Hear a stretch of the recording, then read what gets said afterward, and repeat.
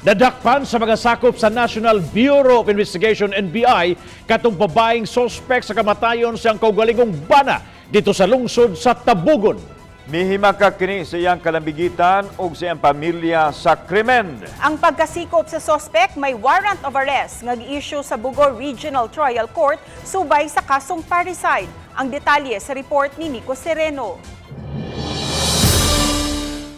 Nagbunga ang surveillance nga gihimo sa mga sakop sa National Bureau of Investigation sa pagkadakop kagahapon kang Geraldine Poto, 31 anyos. Si Geraldine ang usa sa mga suspect sa pagpatay sa iyang bana nga si Romnick Putot Hulyo sa miaging tuig didto sa lungsod sa Tabogon. May warrant of arrest sa kasong parricide na nga na-issue ang Bogor Regional Trial Court batok kang Geraldine. Kahinumduman sa miaging simana na dakpan ang unom ka managparyente nga giingong pulos nagkunsabo batok kang Romnick. Lakip na niini ang ginikanan mismo ni Geraldine uugangan sa biktima.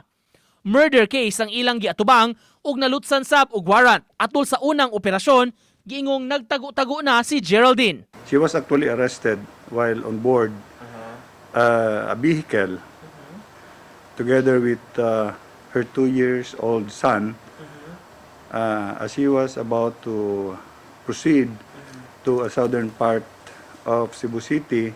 Kahinumduman unang gika-report nga missing si Romnick maong midangup sa mga otoridad ang asawa. Apan sa pagpalawom sa investigasyon sa NBI, nigawas nga dunay foul play ang kamatayon sa biktima humanakit ang gituok ang liog niini. Ang tsuri nato diya is they conspired with each other in perpetuating the crime of murder.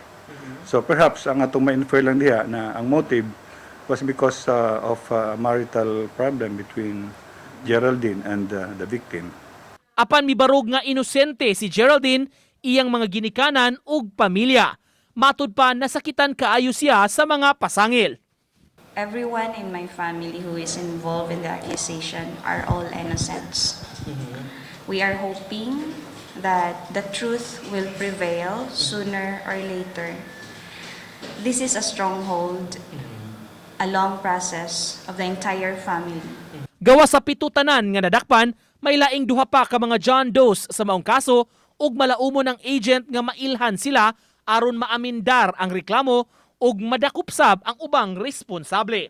Uban ni Cleofer Lumayag, Nico Sereno, Balitang Bisdak.